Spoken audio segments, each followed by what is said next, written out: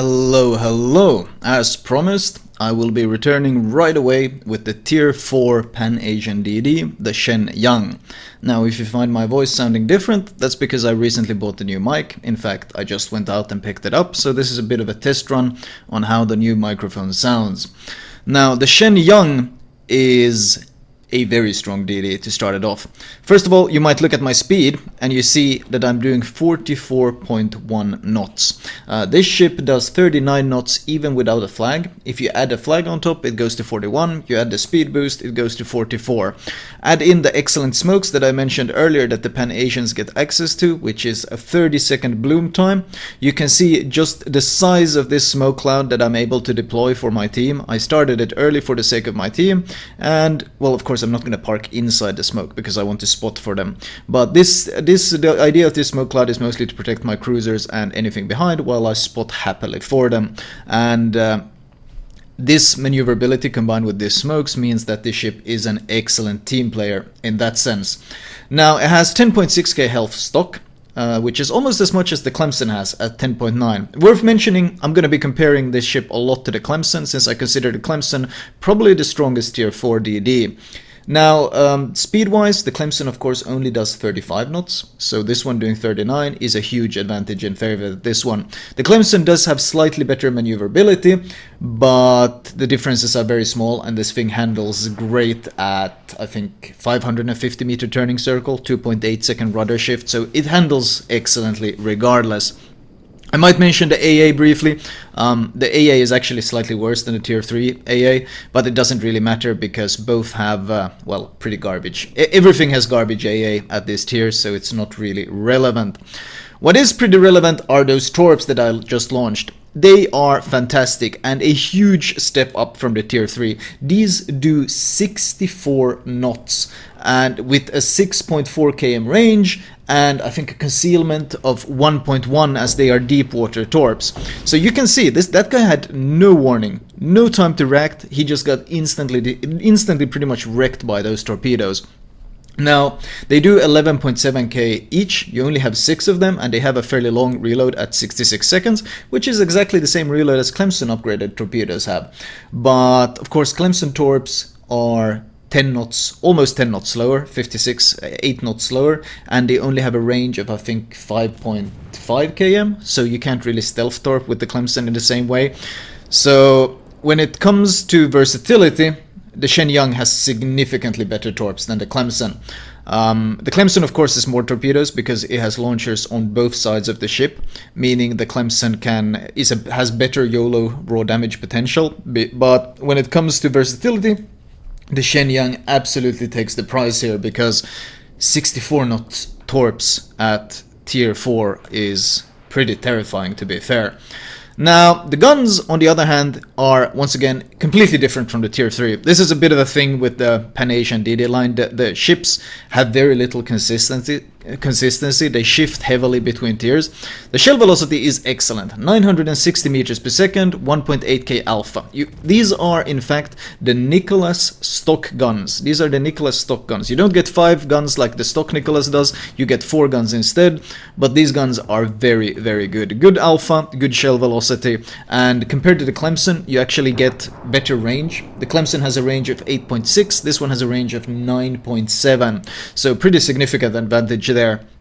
The Clemson does, however, still have a DPS advantage because the Clemson, of course, gets dual turrets when you fully upgrade it, which means it can bring 6 guns to bear on a target, whereas this can only bring 4 guns. The reload is 6.5, so it slightly beats the Clemson, but I think in raw DPS the Clemson will still be the king. But in terms of trades and overall fights, it's not that straightforward. I would say they're quite even in terms of fighting. The Shenyang does, however, have an AP advantage because the shell velocity and the caliber of the guns, but I'll get to that later when I actually demonstrate the AP itself. This V170 is tunnel visioning on my carrier, so I of course go after him, chase him happily, and of course with speed boost active and speed flag you can see just how incredibly fast it is, and this guy has no chance of outrunning me. I'm already doing 39, 40, 41, it accelerates like a speed demon, and you can't outrun this thing. It's extremely strong. Some battleship AP knocks out a fair chunk of my health, but ultimately not the end of the world, since I will be hunting down this destroyer without many issues.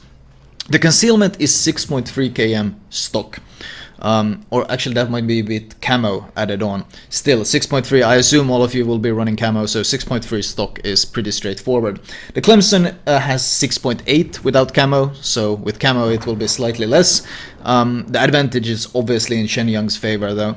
In this game though, I will mention right away, I'm running my Luoyang captain, so I'm running what you might call a SEAL Club captain here, because I saw the stats on the ship and I instantly saw the potential this ship had for basically being a monster at this tier, so I slapped my Luoyang captain on it because I wanted to see just what this ship was capable of. And trust me, this game is just getting started. This ship is very, very strong. I do, however, disagree a bit with the fact that I'm running Superintendent. I don't think it's necessarily required in any way, because you get so many smokes. I have 6 smokes with Superintendent, and you don't really need that many. You can not get away with not using Superintendent and just having 5 just fine. I'm gonna YOLO rush this October. The planes piss me off a bit here because they spot me, so he knows that I'm coming around this corner, but it's possible that he's also so tunnel vision that he might not notice me. It's a very common trait among battleships. They sit there zoomed in with their guns, staring at a target, not paying attention to the minimap. This is very common, and it looks like this is the case. I note that his guns are pointed to the left of his ship, so I make sure that I go around the right hand side. This way there is absolutely no chance of his guns being able to turn in time and hit me, and I can take my sweet time lining up the perfect torps. One volley is probably enough, but I might as well launch both just in case to make sure there's no accidents or surprises, and I take down the October Revolution without any issues. This is of course tier 5 matchmaking, so 1 tier higher than I am, but honestly the Shenyang doesn't really care. The Shenyang deals with being up tiered quite easily, and you can of course see the HE power here. Well, it's very easy to Citadel low tier carriers with HE because they are so very thinly armored. I still of course intentionally aim right at the Citadel, which is at the waterline below the smokestacks, and try to secure as many Citadels as possible since it means more raw damage. The planes come back and try to defend himself. I make sure he has to drop across my ship, not down the length but across it, so that his chance of hitting me are as low as possible. And I managed to evade all the bombs because of this. The V-170 is rushing this Wyoming. I'm gonna see if I can maybe help him out as my torps are reloading. I am of course running the Torpedo reload, and combined with AR, you can see that my reload is already down to 1 minute. And you can of course cut this down even further. Well, if you go lower HP, you can cut it down even further as AR kicks in. I saved the other torpedo volley for this carrier. Now he's pretty smartly going nose into me, which makes it pretty hard to land all 3 torpedoes. I think I'm gonna go for just landing 2 torps on him. 2 torps should be a guaranteed flooding, and with 2 torp hits I'll be able to gun him down the rest of his health.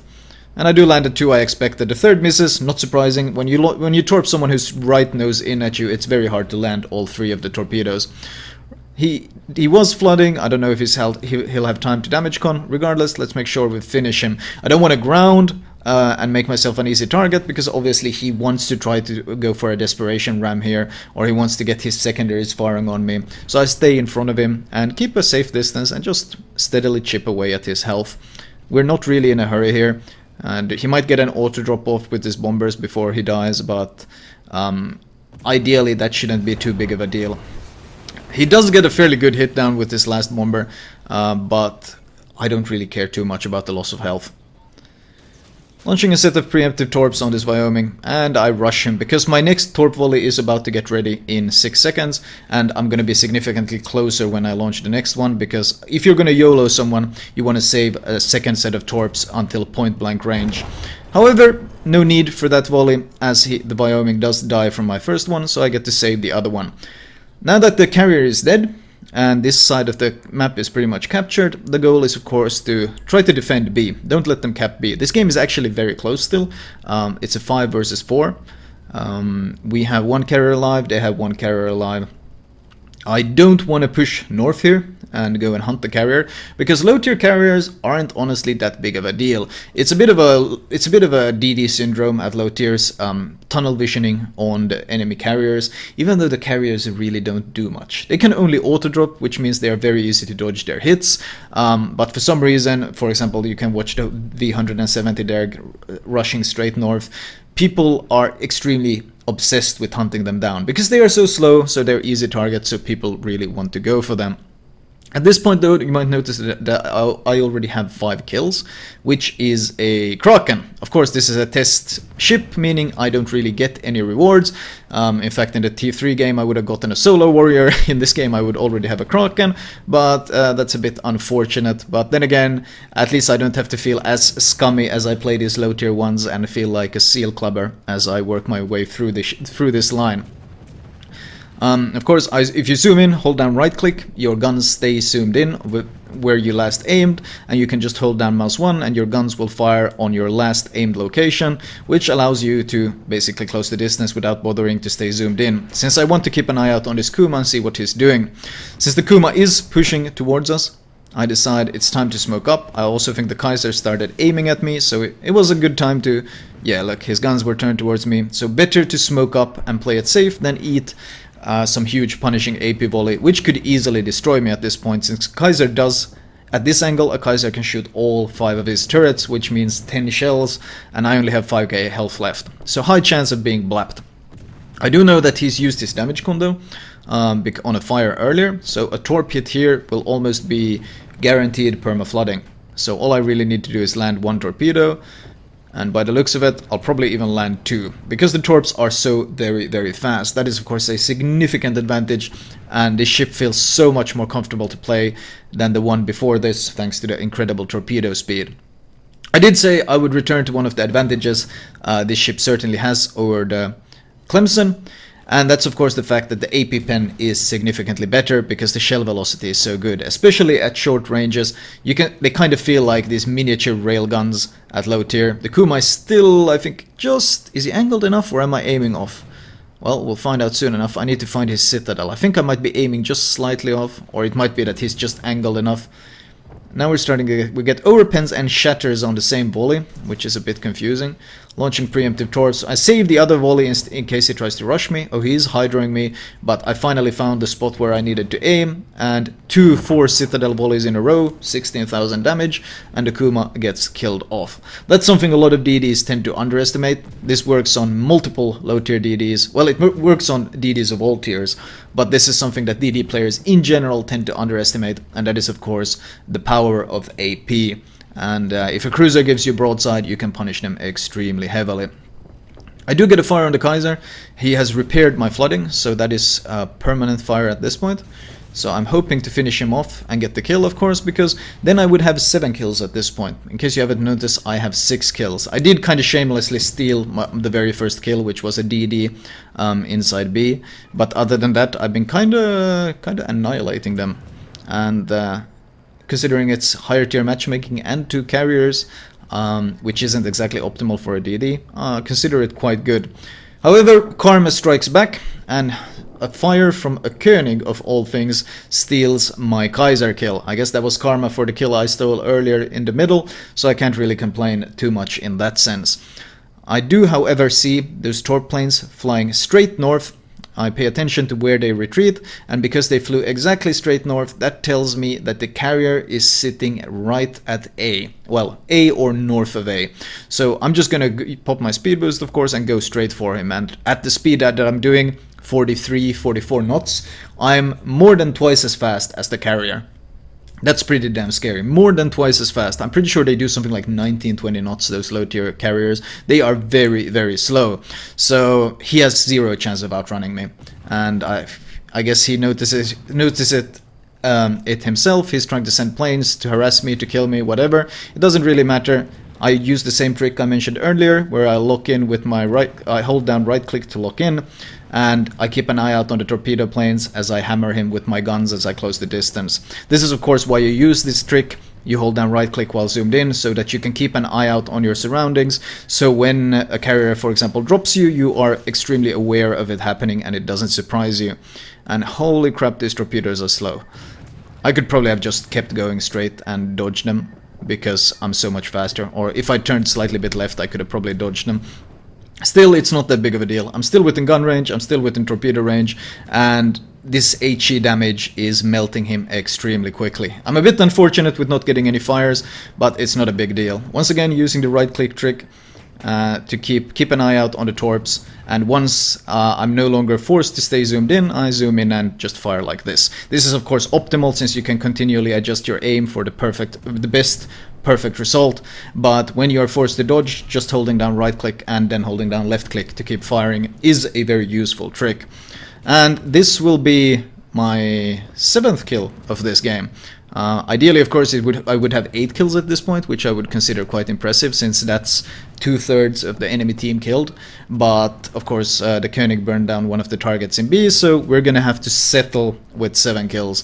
And considering this is my first game in the ship, I would say that this is a very strong ship and certainly a competitor for the Clemson. I consider Clemson one of the best SEAL clubbers, as I mentioned, but the Shenyang will absolutely challenge that throne because while it loses in raw firepower and raw torpedo close range power to the Clemson, it makes up for it in range, both gun and torpedo range, and in raw speed, and in concealment, in fact. So ultimately, yeah, it might just straight up be better than the Clemson, which is a scary thought considering how damn good the Clemson is.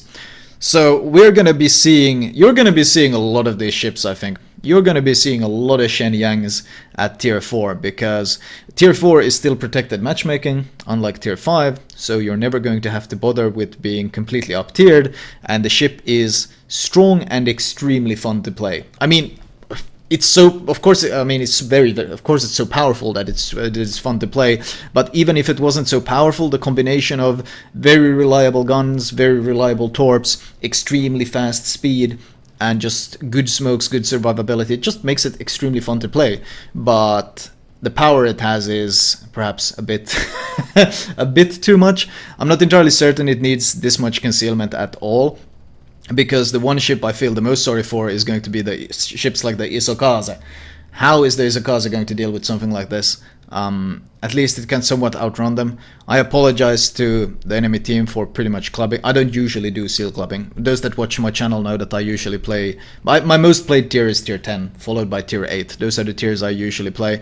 But since I'm testing this new line, I kind of want to apologize, because this was kind of rude to the enemy team. I pretty much I have 202,000 damage at tier 4. That's kind of disgusting, to be fair, and for that reason I did apologize to them. The flag is still a work in progress, by the way. I feel obliged to mention it. It will be changed once they get around to updating it. Still though, I don't know how this Emil Bertin is still alive. He should be going down, and he finally goes down just as I say it. And looking at the score screen, 202,000 damage, 13 torpedo hits, 7 kills, 3 full solo caps, 11 citadels. That's a disgusting result regardless of what tier we're talking about. And at tier 4, well, it's pretty absurd, isn't it? If we look at the detailed report, 2.5k base XP. I got all... I'm a bit sad I didn't get that one kill, because then I could have said I've literally killed 2/3 of the enemy team. But 7 kills is of course still quite stupid. It does show just the potential that this ship has.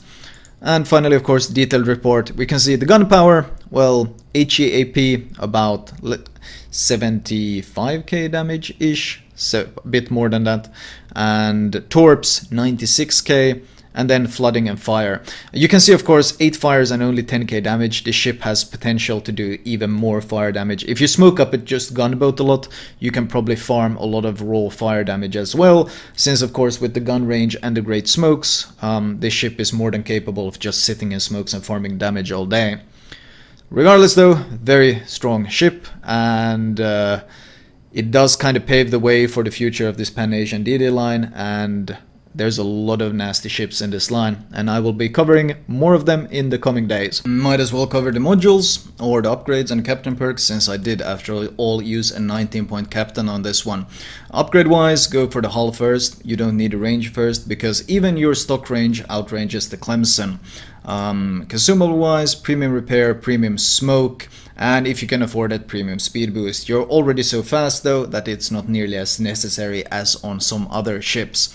Upgrade wise, turret and torpedo survival, followed by engine survival. The most important basic things. Captain perks wise, this is not the captain I was using in my commentary, because I did have Superintendent in my commentary, but I don't think Superintendent is necessary because you have so many smoke charges that you can easily skip it on this Pan-Asian DD line. Priority would be, of course, preventive maintenance, followed by last stand, probably torpedo armament, followed by concealment, after which you can go for additional survivability with survivability expert, and probably AR. Last 4 points, well, I like RPF, but this is my high tier captain that I'd be using on the tier 9, 10 and so forth.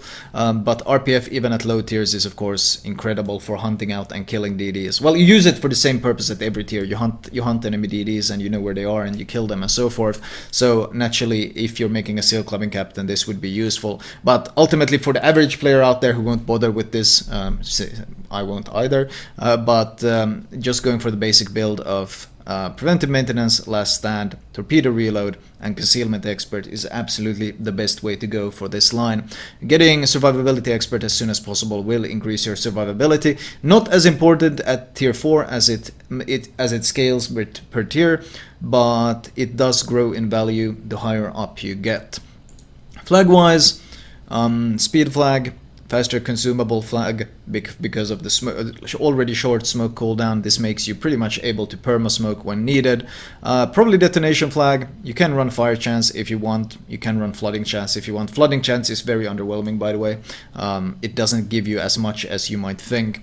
And after that, just run XP and money flags, honestly. There's not much point running anything else.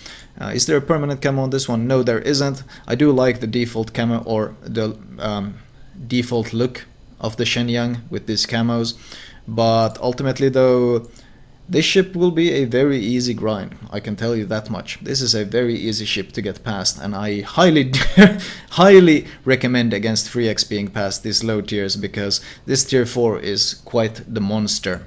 Anyway, that was all for me. I hope you guys enjoyed it, and I will talk to you guys later, probably with some more Pan-Asian DD commentaries.